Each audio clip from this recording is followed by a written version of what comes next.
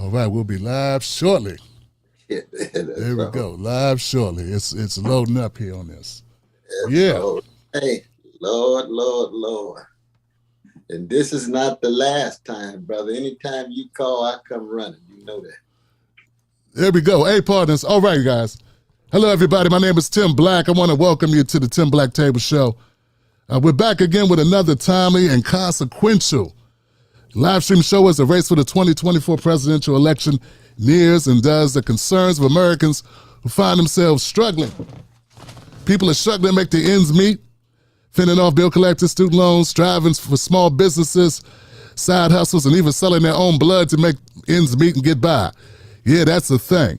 Folks, my guest today is running to become the presidential nominee for the Green Party and hopefully inject some black concerns, some middle-class concerns, some poor people concerns, as my friends at Reset Race would call it, the hurting class and the working class, on the table in the upcoming presidential election. Fam, it's my honor to bring back our friend, mentor, the great American philosopher, political activist, social critic, actor, and public intellectual, Dr. Cornel West. Welcome back, Dr. West. Oh, my brother, you know, I get fired up just setting eyes on you and thinking of your precious Sheila, your magnificent wife. And, you know, this is my anniversary, man. And I'm not talking about this Tony. I'm not just talking about the brother Glenn's version of Tony, Glenn Jones's version. But on your anniversary, you're still keeping the focus where it belongs, which is precisely what you do every day. How do we keep in contact with the preciousness of everyday people catching hell, and yet they still leaving so much heaven behind? Yes, that's where we come from, though, brother. Look at your brim. Your brim got so much style, man. on the dramatic faces. You know what I mean? That's where we come from, though, man. And that's what it's really about in terms of the love for the people, though, man. Absolutely. Man. Yeah. Hey, look, I want to send a happy anniversary shout out to the lovely Miss Anahita and to you as well. Thank you for joining us on that occasion, brother. No, I appreciate it. Well, you know, Sister Sheila and Sister Anahita, they got a special bond, just like myself. You know, that's a beautiful thing, though. You know what I mean? It's soul to soul, and it has to do with always something bigger than us. So the politics is just a vehicle to empower the people, but it's spiritual, it's moral, and it's connected to the best of what has been poured into us by those who loved us and want us to be persons who live lives of integrity, honesty, decency, and generosity, putting a smile on their faces, whether they're on the porch of heaven or whether they in their crib right now. I'm talking about mom, dad, granddad, and grandma, and aunts and uncles. And that's what you do every day, man. You bear witness to that so people could see what's inside of you and what Milton and Louise and the others put inside of you. I'm trying to do that with Irene and Clifton. You know what I mean? And it don't get deep. Look at this brother here, man. It's soul tracking, man. Man, I appreciate you. High level, man. What kind of high level? That's Aretha. That's Luther Vandross. That's Donny Hathaway. We ain't got the Curtis Mayfield yet. Those are not just isolated individuals. They are great spirits of a great people that say, in the face of all of this hatred and greed and terror, here comes some love, here comes some freedom, here comes some joy, here comes some wounded healing. Yes, that's what the Tim Black Show is all about. And that's what this campaign is all about. And it's beyond this campaign. We just moments in a movement, man. Here and around the world. People look to Black people in every corner of the globe, not because we got beautiful skin pigmentation, but because we created a tradition, the greatest tradition in the modern world of spiritual fortitude and moral courage and artistic creativity in our music. Can our politicians be half as good as our musicians? Usually not, because they're too cowardly, they're too conformist, they're too complacent, they scared, they intimidated. Be free like John Coltrane. Be free like Nina Simone. Be free like Gil Scott-Heron. Be free like Phyllis Hyman. Well, Dr. West, in the interest of time, brother, and I know you're really busy. You're out here doing your thing, getting the word out, and we're so excited about it. We're going to talk about a lot of things around the campaign. But the first thing we got to get out the way, man, is this Daily Beast article that made a lot of headway. First, it was just Daily Beast covering it, and then everyone else started picking it up. I saw ABC. I saw a couple of detractors talking about it as well. And I'm sure you're aware of it, and you wanted to get out in front of this and talk about it yourself. So they say that you owe about $500,000 in taxes and in child support. Dr. West, what do you say to these critics and these people who are bringing up this issue? Well, one is, the child support's a lie. I've always put high priority on my kids. In fact, I've treated them in an even lavish way, because I've always believed that they had a priority beyond anything else. And so when it comes to that particular front, that's just not true. It's just a matter of it's not recorded, but it's not true. But when it comes to the taxes, that's definitely true. I've been broke as the Ten Commandments since 1984. I've had waves of audits, waves of levies, waves of liens, and then the liabilities and the fees build up. So you get in the black hole. And I've always been honest about that. Always been honest about that. I am exactly like 63% of hardworking citizens in America who live paycheck to paycheck with dignity and determination and say, hey, I got to do it. Now, my paycheck's bigger than everyday working people. There ain't no doubt about that. My paycheck is bigger, but then my debts are bigger. But I've never really been obsessed with money, man. I come from a tradition that says, seek ye first the kingdom, and all these other things will be added. So I've never denied that I was broke in that way. But I have my agreements with the IRS. I think people ought to pay their fair taxes, especially the 1%. Most of the 1% don't pay their fair taxes. But people ought to pay their fair taxes, including myself.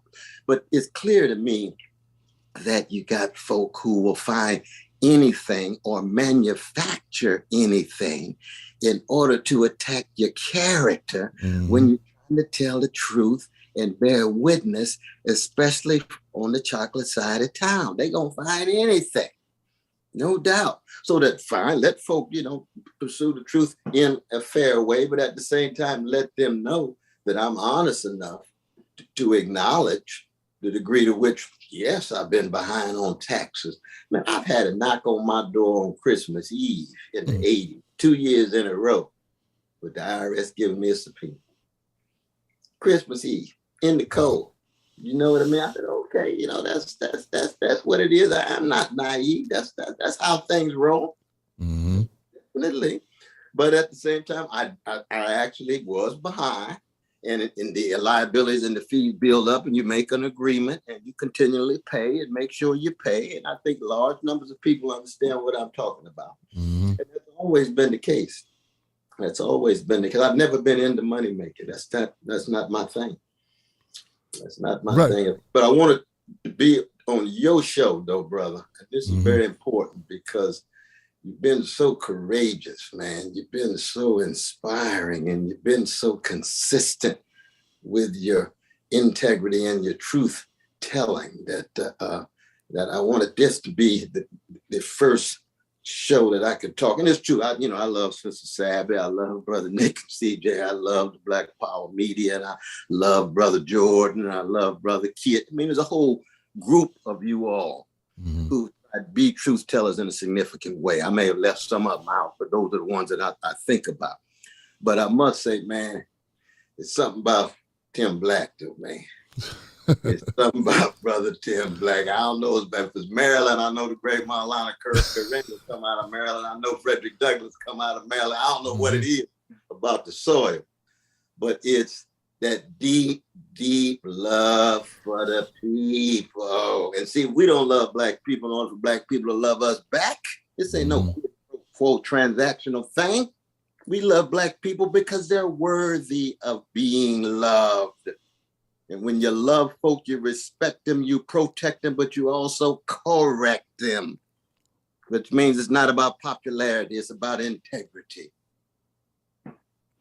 Well, brother, Dr. West, I want to just say, since you brought this up, that I think it's about time, and past time actually, that all those folks that you mentioned, if we have any issues, any concerns, any bad blood at all, we need to put that behind us.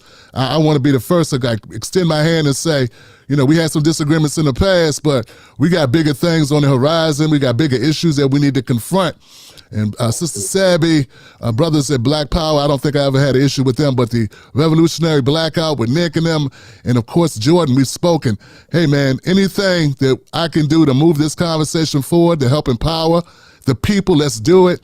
And I accept any responsibility for past deeds. Let's move forward together, man. And I salute you all in the fight for truth and justice.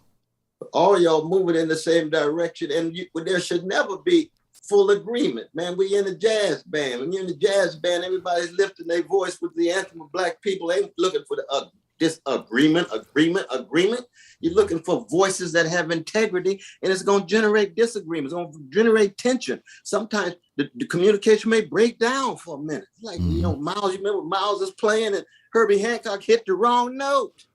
And Miles looked at him like he lost his mind. And what did Miles tell him? He said, it's not a matter of the wrong note you hit, it's the next note to see whether we can further on down the road create the harmony we need, or the melody, or the dissonance and the assonance in order to make the music rich. Well, so it is. So we've always had disagreements. Look at my disagreement with the Black nationalists. I'm not a Black nationalist. I'm a Martin Luther King Jr. man. I don't exist without Malcolm X. I don't exist without Marcus Garvey. I don't exist without the Honorable Elijah Muhammad. I don't exist without Black nationalists. But I'm not a Black nationalist. So we got all kind of overlapping. We all got all kind of differences. But I love those brothers and sisters. Mm-hmm. And many of them, maybe not many of them love me. Why we still moving in the same direction? Same is true with the Black Marxists, the Black socialists. I'm not no orthodox Marxist. I'm a follower of Jesus of Nazareth. Mm-hmm. But I'm not on Pontius Pilate's payroll. That's it. I'll tell you that. Now that's what, excuse me, Dr. West, that's one of the points I made.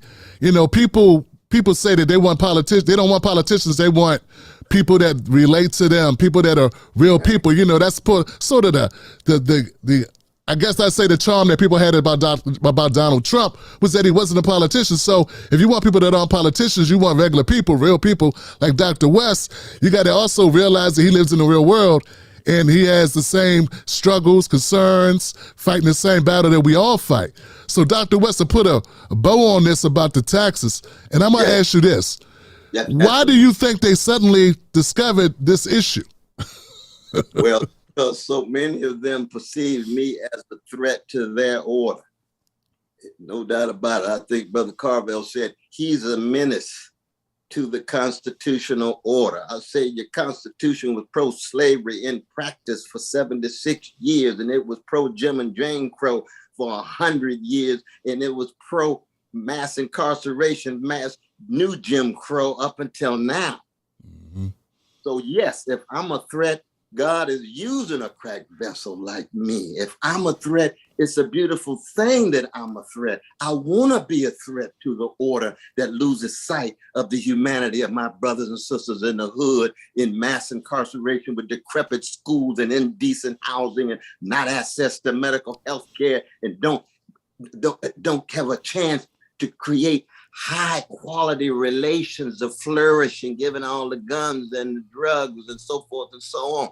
Yes, there's a great tradition of folk who have been threats. I love my sister Harriet Tubman and I love Martin King, but that's the cross we got to bear. And somewhere we used to sing in Shiloh, must Jesus bear the cross alone and all the world go free? No, there's a cross for everyone. And there's a cross for me. And everybody got a cross. And if we can bear a cross for freedom for our people here and around the world, then like John Coltrane, we got Love Supreme coming down the pike, brother. Well, overwhelmingly, Dr. West, I noticed people were still standing behind you. Brothers and sisters were saying exactly what we've been saying here today. And I salute them too. And these are folk, of course, I've never met thing. But, because I just want everybody to know that I've always been a cracked vessel, that I was a gangster before I met Jesus, and now I'm a redeemed sinner with gangster proclivity. But gangster proclivities is different than gangster behavior. There it is. Trump the dead up gangster. There's no doubt about that. Biden himself is a hypocrite who's tied to gangster policies like mass incarceration, like invasion and occupation of Iraq, like bailing out Wall Street rather than bailing out ordinary people. That's gangster behavior. And I call it for what it is. But I understand I'm a human being and he's a human being. And that's why, I get in trouble by calling people brother, Brother Trump and Brother Biden and Sister Nancy and things. But see, I'm going to be true to Shiloh Baptist Church. That's just where I come from. Everybody's made in the image and likeness of God. No matter how gangster they are, they have the capacity to go another way. They have the capacity to be different. But I keep track of their devilish behavior. I'm not naive. No, it was Malcolm who said, right, I'm for truth no matter who says it. I'm for justice no matter who promotes it. I'm for freedom no matter who's willing to sacrifice for it. I'm a human being. I'm a Muslim. I'm a black man. And see, that's the Malcolm X. That's right. It's like Muhammad Ali that I identify with. I'm just a Jesus-loving free black man. But Malcolm was an Allah-loving free black man. I'm not anywhere near him. But at the same time, he's inside of me and I love it. We know, Dr. West, they've been making these claims that you coming into the race will tilt the scales of Donald Trump or whoever the Republican nominee will be. But right now, Joe Biden's poll numbers are so low. I mean, he's under 40%. So, and you haven't really even started the campaign process, really. I mean, your campaign's going to kick off on the 26th, and he's already struggling. So, there was a recent poll that says 75% of Americans, and this is CNN who reported this, 75% of Americans don't want Joe Biden to run a second term, and that's even worse than Donald Trump. His was 69%. So what are your thoughts about those struggling poll numbers that Joe Biden has? Yeah, no, you're absolutely right there, brother. I mean, one is the system itself is so rotten that it's impossible to be a spoiler because the rot is already in place. Secondly, that Biden himself is just so milquetoast and so mediocre. And people know that. It's just that he's the only one available that could push back Trump's ugly gangster activity and neo-fascism and thing. And I do understand that. There's no doubt about that. It's just that we have to reach a point where we acknowledge we can't have frick or frack or tweedledee and tweedledum or fascism coming anyway. We can't just have caretaker Democratic administrations over and over again. Sooner or later, it's going to take over from the right into fascism. When it does, it becomes even more hegemonic. We have to break. We got to get off the plantation. We got to break the corporate duopoly. We've got to break the two-party system itself is contributing to the decay and the decadence. It's contributing to the apathy and the inertia. And all we're trying to say is, what happened to the truth? Is it possible to be a free human being, a free black man committed to truth and justice and still be in politics? That's a serious question. It is. That's a serious question. It could be that it's impossible. Maybe it's like trying to be a jazz musician in a military band. The military band can't take it. The blue notes are too deep. The flattened notes are too much of a challenge. And all I'm trying to say is, no matter what it takes, if we have a love of the people and a commitment to their welfare and tell the truth about both what they're up against and their fight back, then we bear witness. We don't know what the future is. It's unpredictable. It's incomplete. But on our watch, in our life, we were true to grandmama. We were true to granddaddy in terms of what they tried to bequeath to us. Little boy, little girl, little sibling, you be the best that you could be and find your voice. And we know that we may not always understand it, but we know we got that integrity we put in you and that love that we injected into you. And you do the best of what you got. And then you and Sister Sheila pass it on to that next generation. Me and Anahita, we pass it on to the next generation, just like the old generation passed it on to us. So politics becomes simply one context of our witness. With all of our musicians, our artists, with all those who are trying to shape and mold us into the best that we could be. Dr. West, you asked a very important question. I mean, we got to double click on that for a second. You said you're not sure if it's possible to be a loving black man or a black man that loves black people and be a politician at the same time. Please expand on that, because that's something I asked that question about doing this show. Can I be a black man who loves black people and still do politics? Because they don't seem congruent, those two things. Because if you love black people, you're gonna get the hate, you're gonna get the death threats, and if you're not getting those the hate, the death threats, the other remnants of going against the system, I don't know if you're doing it right. No, that's exactly right, brother. That's what the old folk meant when they said you got to be in the world but not of the world. That's what the old folk meant when they said you got to be not transformed, but be ye transformed by a vision bigger than you, which means you have to be willing to bear a burden and pay that cost and bear that cross. You remember Martin Luther King Jr. said, "This is the cross we must bear for the freedom of our people," when he emerged out of that paddy wagon for 4.5 hours in the dark with the German shepherds, and he couldn't walk. He couldn't walk a straight line. But this is the cross we must bear for the freedom of our people. That's Martin King, and he was in his 30s. He's a young brother. I'm much older. You young yourself. He's much, you see what I mean? So that they become the example. They become the sources of inspiration. That's what I mean when I say you a source of inspiration, brother. One of the greatest gifts anybody could ever give somebody else is inspiration. That's what you give us, Dr. West. Well, I try through my crack vessel self, though, brother. But again, it's the musicians who are the real. They are the real models. This is Stevie Wonders and the Ray Charleses and the Gladys Knights and others, because they give everything. It's kenosis. They empty themselves. And it's true that because, if you really love black people, you're going to be criminalized. You got to be subject to character assassination, be subject to literal assassination, be subject to being misunderstood and misconstrued, because black love is a crime in a white supremacist society. Just like white supremacy wants to convince black people black freedom is a pipe dream. Black hope is a joke. Black history is a curse.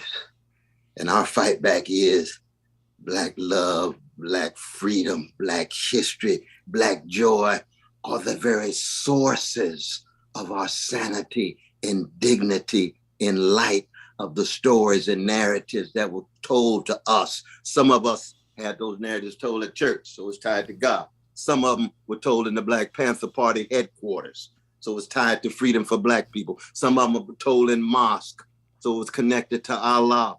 And what did Elijah Muhammad say on the front page of Muhammad's speech, a newspaper founded by Malcolm X? Islam dignifies. That's a profound statement. For people hated and terrorized and traumatized like us, Islam dignifies. You want dignity? Come here. In the same way that our great preachers have always said that Jesus deniggerizes.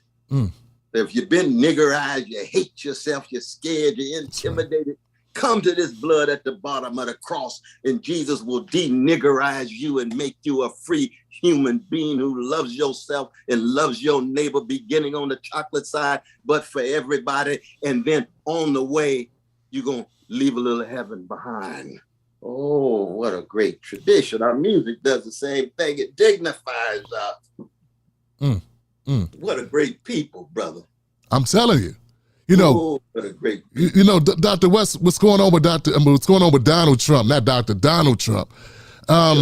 These last indictments, 4 indictments is a lot of indictments. I mean, 1 indictment was unheard of. Now he's got 4 in counting. But it seems like it's not hurting him in the polls, Dr. West. And people are actually coming to still supporting him. How do you define or explain this phenomena? Well, part of it is it's a comparative judgment that most of the people who are following Trump, they understand Brother Trump is a gangster dead up. They just don't like the alternative. And they don't see any other alternative. 1 out of 8 of them voted for Brother Bernie, my dear Brother Bernie.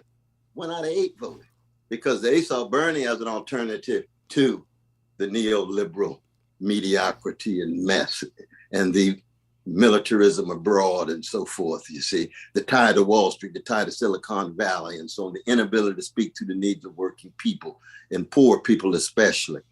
But things have gotten so bad, and the sickness, the spiritual sickness of the country cuts so deep that they rather support Trump with 4 indictments, man.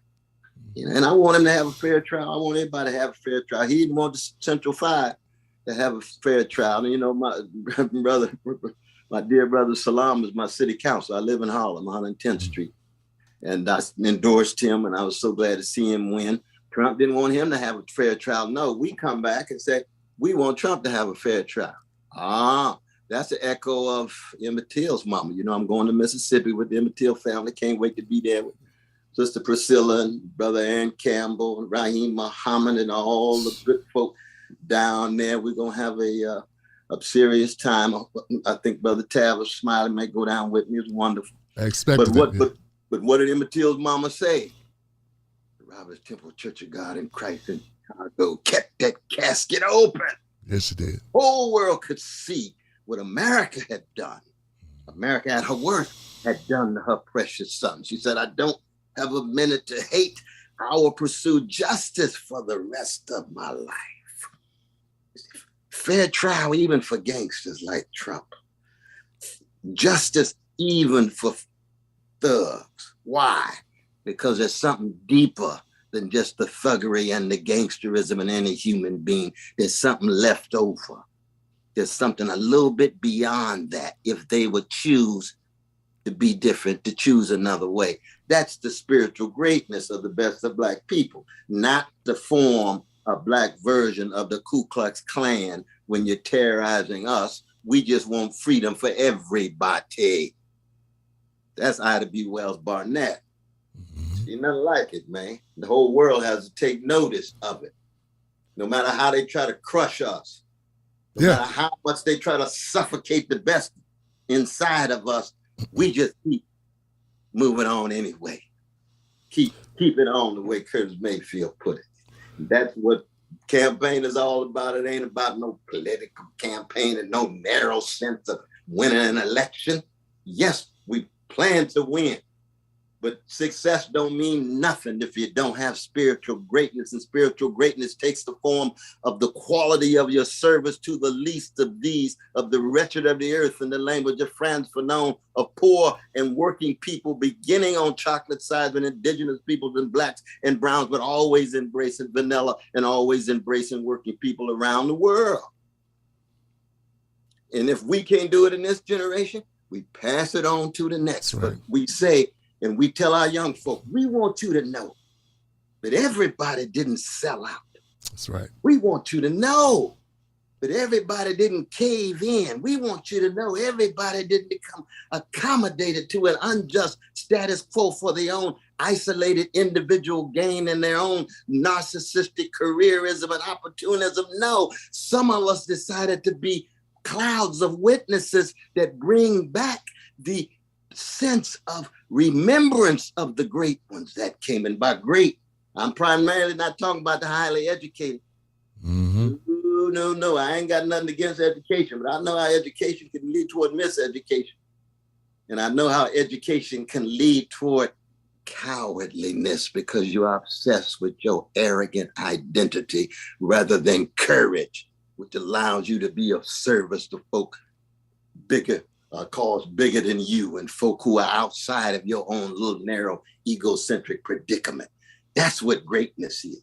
He or she is greatest among you will be your servant. That's what my Bible says.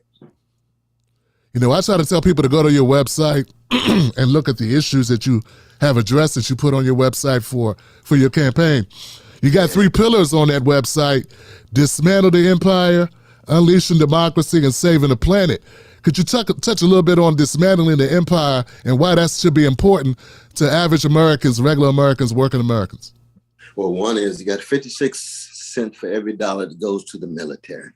Both parties, bipartisan support military expansionism. You see it every vote on the military budget.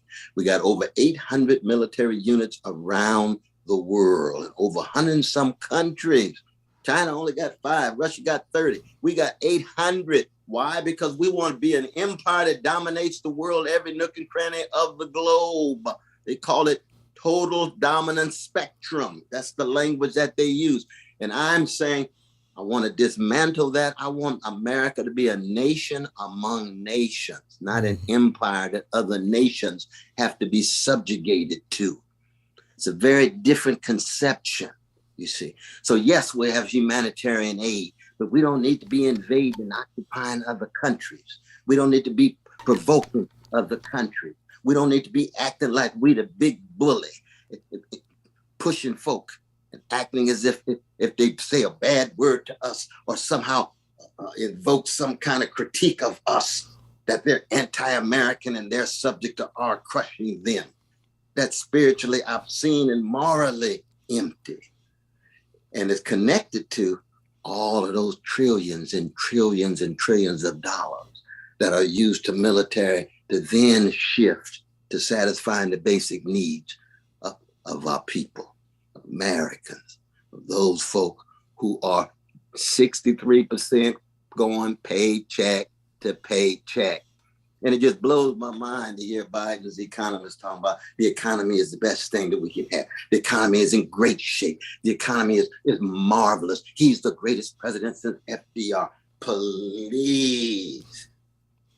3% unemployment. Okay, then how come 3 individuals still have wealth equivalent to 50% of Americans, 160 million, and that top 1% that I talk about in my statement has wealth subject equivalent to 90%. So the economy is doing well because the numbers look good, but scratch beneath the numbers and see everyday Americans struggling with dignity and determination every month to try to make it as the housing prices go up because of the land grabs and gentrification of greedy real estate developers. And the prices are going up. And the prices for schools, even, especially in the private sphere and colleges, going up. So that there's a connection between dismantling empire and unleashing democracy, which is to say, empowering working people to make sure those trade unions are stronger in the face of the greedy bosses. I'm glad to see this wave of strikes. I can't wait to see these workers straighten their backs up and say, we tired of these greedy bosses gaining access to all the profits that we produce with our labor. Same is true with rights across the board. Voting rights for everybody, reproductive rights for our sisters, the rights of our precious gay brothers like James Baldwin, and lesbian sisters like Audre Lorde, or precious trans folk. You see, why? Because it made in the image and likeness of God like everybody else, and they deserve a certain dignified treatment. So the connection between foreign policy and domestic policy goes hand in hand. That's what Martin King meant when he said the bombs dropped in Vietnam fall in the ghettos of America. That's right. All that money for guns, no money for butter. And not only that, but it reinforces the militarizing. That's part of what Cop City is all about in Atlanta. And we saw it under Obama and the earlier presidents of militarizing the police. So the police on the chocolate side of town suppress and contain, and on the vanilla side of town, protect and serve. You know, so you end up with mass incarceration, disproportionately chocolate, the black and brown, and poor. And poor. So that foreign policy is connected to domestic policy here. And if to the degree to which we're able to see this and feel the pain of folk in poor and working class situations, and then muster the courage to organize to fight for it, then we can transform. They say, oh, Brother West, that sounds like revolution. Yes, it is. Let me tell you what revolution is. It is the sharing of power. It is the sharing of resources, and it is the sharing of dignity. Now, do you think that the wealthy have too much power? Hell yes. Do you think the wealthy have too many resources? Hell yeah. Yes. Do you think that they act like they too dignified, usually too arrogant, and try to put folk with dignity on the street, homeless and others? I want abolition of poverty, abolition of homelessness and unhouselessness. We could do it. We could do it. We could do it with $190 billion, man. That's right. That's right.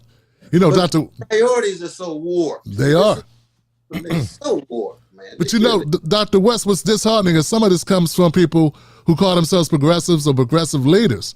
I know that there was recently an article put out by Tom Hartman and also some content by David Pakman. And these are people that call themselves progressives that say there is no argument, like there's no case for Dr. Cornel West to run. Do you got a response for this idea that Dr. West running is of course, I know you disagree, but they say it's inconsequential, like it's unhelpful. What's your response to that? Yeah, for me, I mean, they're looking at the lens very much like Brother Axelrod and the others. They're looking at the lens through the two-party system. They're saying that there is no alternative. That was a term that was popularized by Margaret Thatcher, right-wing vanilla sister, many, many decades ago. Mm-hmm. There's no alternative. There's never alternative to Democrats and Republicans. There's never an alternative to the two parties tied to corporate America, tied to Wall Street. So just get used to it and somehow make your way through it, even though, and you notice this is what burns me up about those folks, you see, I don't really see them having moral, righteous indignation at the plight of brothers and sisters in mass incarceration. There it is. No, I don't see them concerned with what's really happening in the hood.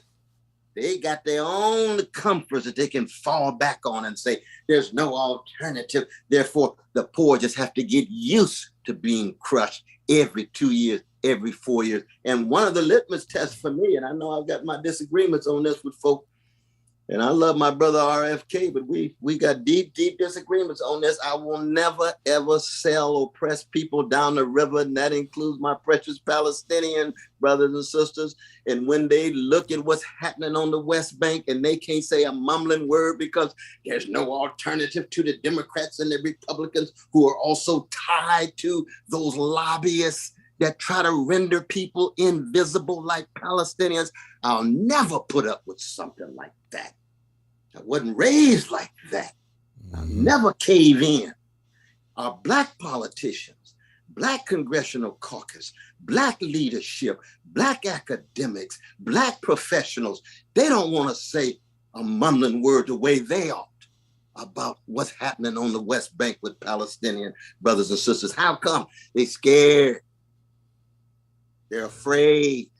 They don't want to be marginalized and viewed as anti-Semitic, anti-Jewish. I'll be the first to be in solidarity with my precious Jewish brothers and sisters anytime they're being occupied and subjugated or hated or attacked. I'm against Palestinians killing innocent Jews. That's wrong. But when you have 550 Palestinian babies killed in 50 days, which is the truth in January 2014, and you can't get one politician, Black or white, to say a word, you know how cowardly they are. That's a spiritual sickness again. That's the decadence. And what happens when decadence begins to continually expand and escalate? It becomes normalized. And that's what we're dealing with now after all these years. It's just normal to be a coward. It's just normal to be indifferent to other people's suffering. Playing the game. Playing the game. Yeah. On the gravy train rather than the love train. And it's a sad thing to and we have to point it out, you know, and I'm not trashing my Black leaders. I'm just profoundly disappointed in their conformity and in their cowardliness. And we have to call it for what it is, because that's the standards that Martin and Malcolm and Fannie Lou Hamer and Ella Baker and Diane Nash and James Lawson set for us.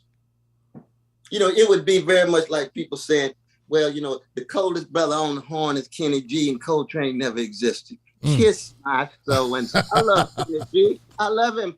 I love my brother. He sounds good, but he know what everybody else know. He ain't no Train. No. Train set the standards. Coleman Hutton set the standards. Right. And Rollins set the standards. We got to keep our standards in politics the way we got to keep our standards in the music. Bootsy Collins understands. I love that brother. I'm blessed to work with him. He understands what the standards are. It's a beautiful thing that he does. You know, Marianne Williamson and RFK Jr. were recently interviewed. They both said the same thing. And not even in the same interview, like separate interviews, that they're getting shut out from CNN and MSNBC and other platforms. They're unable to get their message out. And then I think about how people were questioning why you didn't run as a Democrat. Can't they see this going on where the Democratic Party has decided, the DNC has decided, no debate, so they will get no oxygen to their campaigns? Do you have any thoughts about that? And also, did that influence your run with the Green Party? Well, very much so. I mean, the work with Brother Bernie Sanders, and you made this so clearly with your powerful and eloquent shows, though, brother, that my work with my dear brother Bernie Sanders, who I do have deep love and respect for. We have our disagreements too. They cut very deep sometimes. But I love my brother. And it was very clear that they were going to do everything to ensure that he did not win. When our dear brother Obama made his phone call and made everybody drop out to make sure anybody but Bernie, they'd rather have Trump win than Bernie win. They'd rather actually lose than change. They made that very clear. And so it's, for me, I can't conceive of a Democratic Party that's not dominated with Wall Street interests, not dominated with militarism, not dominated with the Silicon Valley interests that really speaks to poor and working people. And every 4 years, they got to come out and make a case. Well, you know, we're really concerned about poor and working people. We just have to acknowledge that it was tertiary, it was secondary. Oh, we're really concerned about Black people, but we couldn't push the voting rights bill because Manchin himself stood in the way. But you made a deal with Manchin when it came to the debt ceiling, didn't you? He still got his pipeline, didn't he? Mm-hmm. Oh, we noticed Manchin got more leverage than all the Black voters, all the Black leaders, the Black Congressional Caucus. One vanilla man got more power than all of the Black folk who put Biden in. Do they take us to be chumps? Please, let's just tell the truth. You get in trouble telling the truth. Yeah, we don't tell the truth in arrogance. No, we don't tell the truth in arrogance. We could be wrong. Could you give us a better argument than what we just put forward? Could you give us a different set of facts and evidence? Because we're looking at the facts. We're looking at the evidence. Absolutely. Absolutely. Oh, yes, indeed. Then they trot out little Black leaders, you know, not little, but Black leaders saying, well, there is no alternative, so that Biden has really done magnificent things for poor people. Okay, what did he do? Cut child poverty in half? Yes, he did. Did he allow the law to expand? No, he allowed it to expire. Oh, I guess it wasn't a high priority. What else did Biden do? He got infrastructure. Well, why did he marginalize what Bernie was trying to put on in terms of empowering the people rather than just the infrastructures and the institutions? Let's be honest about these things. Well, all we're trying to do in this campaign, which is a moment in a movement, is keep the truth alive and keep the focus on the folk who are suffering. That's the vantage point, see? And that's crucial. When you look at the world through the lens of the people who are suffering, it looks very different than the lens of Axelrod and Carville and all the other there is no alternative crowd. It's a clash. It is. It's comfortable for them because they're doing well and they're not feeling the brunt of these policies themselves. But the average working people, hurting people, those people, we feel it. So it's an immediacy, it's an urgency to make changes. And, you know, the system it's going to continue as is unless we do something radical. That's my thing. We got to do something radical. We need a rupture and a break. We've got to break the back of the corporate duopoly. We got to break the back of leadership, liberal leadership, progressive leadership that is so well adjusted to the unjust status quo, which calls into question their progressive description sometimes. Maybe they're not as progressive as they think because they don't have the courage to engage in a truth telling about the status quo that they're preserving in order to resist a Trump. But you touched on something, Dr. West, and I've heard you say this a couple of times, that it's this neoliberalism that leads to fascism or neo-fascism. Could you expand that a little bit for people to understand that if it's these milquetoast policies that creates the frustration where people feel the desperation to go coronate someone like Donald Trump, and we're creating this Trumpism? Well, you laid it out beautifully right there, though, brother, that people will follow a neo-fascist Pied Piper like Donald Trump, which is to say he's a pseudo-populist, because he says he speaks in the name of the people because the people are so frustrated and disappointed and disenchanted with the Democratic Party leadership, because the Democratic Party abandons poor people, abandons working people, and yet still has support from slices of the trade union movement, most of Black leadership, large numbers of feminist leadership, large numbers of so-called liberal as a whole, be it gay, lesbian, and so forth, because they say there's no alternative. Right. And it's like Frederick Douglass in the 1850s. What is he supposed to do? Both parties, both Polk and Clay, James Polk and Henry Clay, are slaveholders and pro-slavery. And he's abolitionist. And they say, well, you should go with this one because he's got a liberal version of slavery. And you should go with this one because he's got a more progressive version of slavery. He said, no, I'm with the Liberty Party.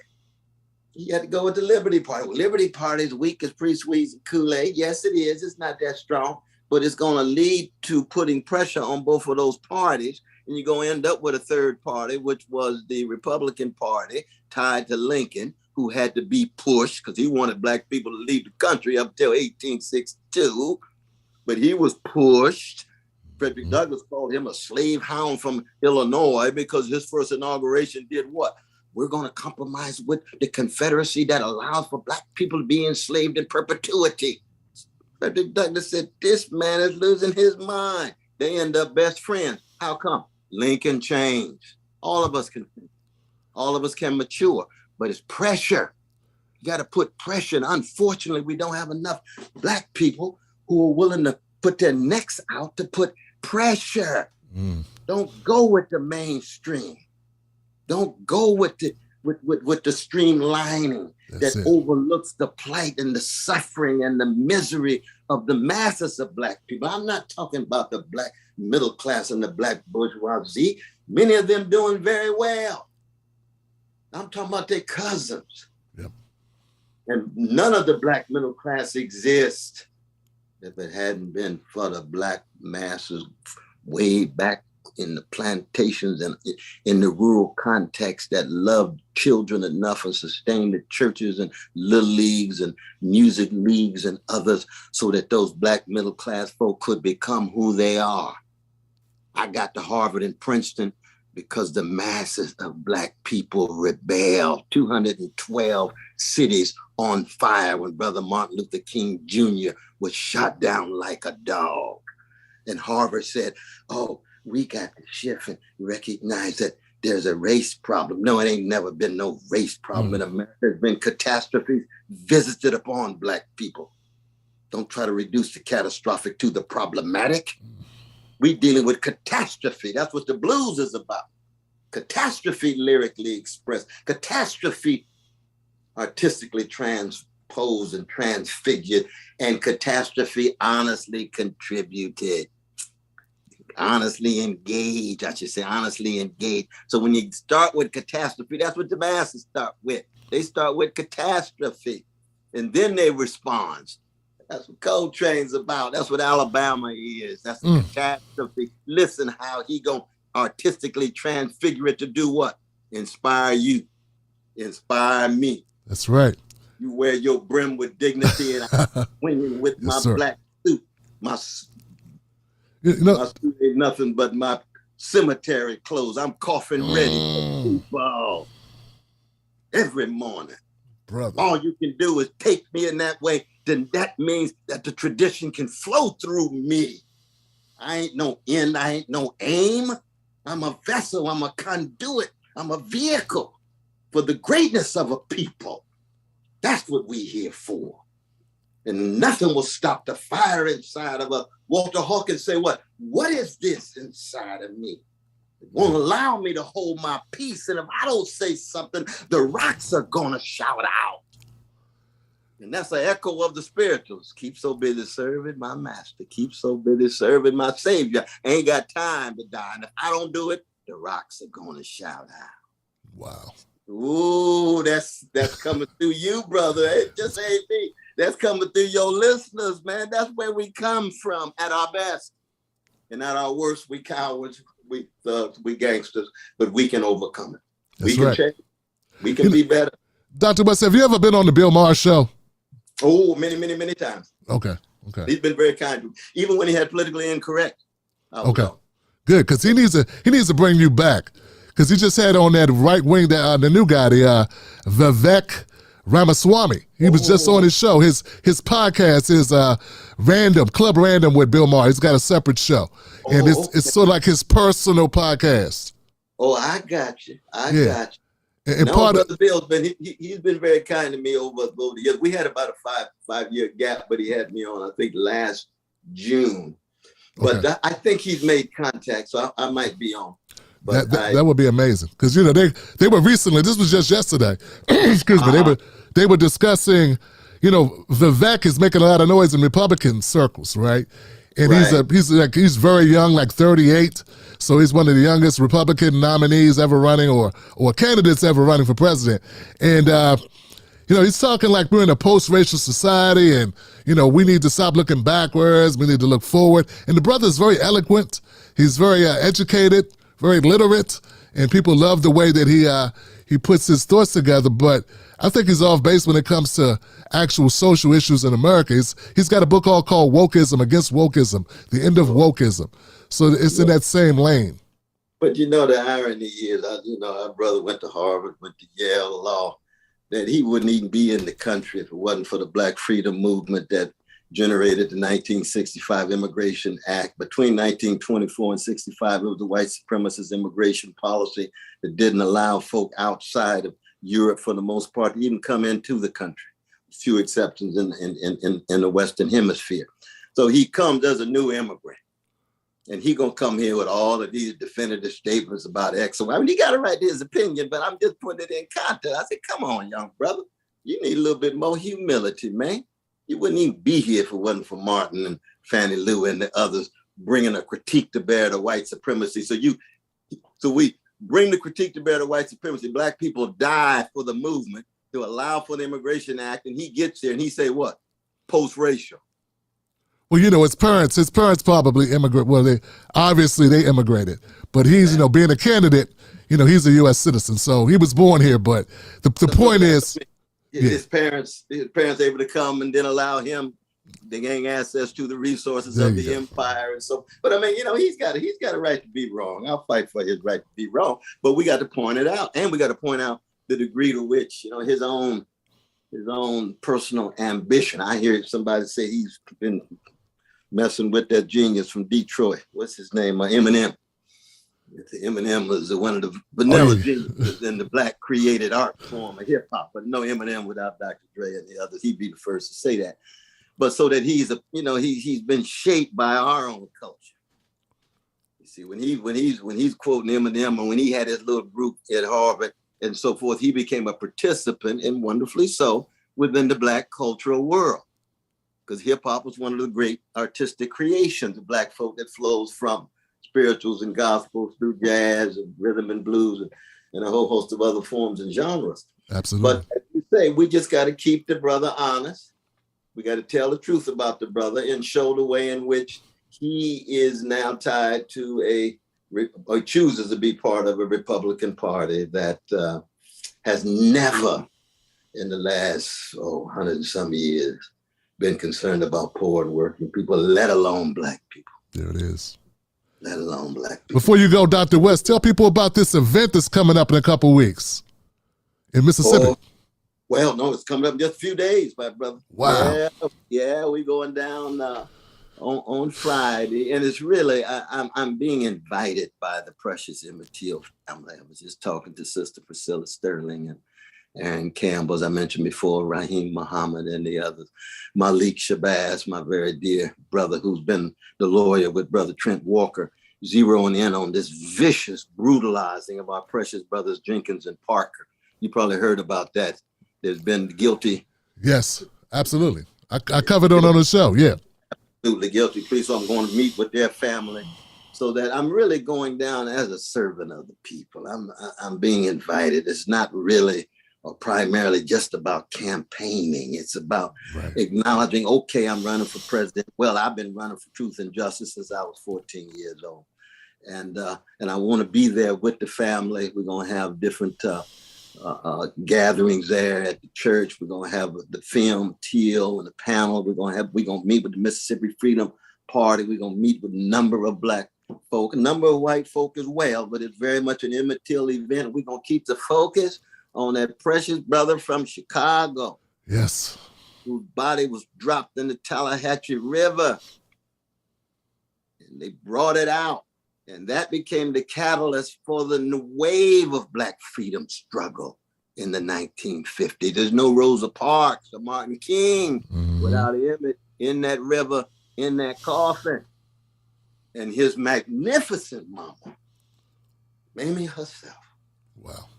I don't have a minute to hate. I will pursue justice for the rest of my life. That's what she said at Robert Temple Church of God in Christ. What a standard. None of us can meet that standard, but we know what the standard is. Yes. That's the beautiful thing about it. You know what I mean? Yes. That's the beautiful thing. Aretha set the standard. Let Chaka sing her song, but Chaka know what the standard is. We love both of them. Yes.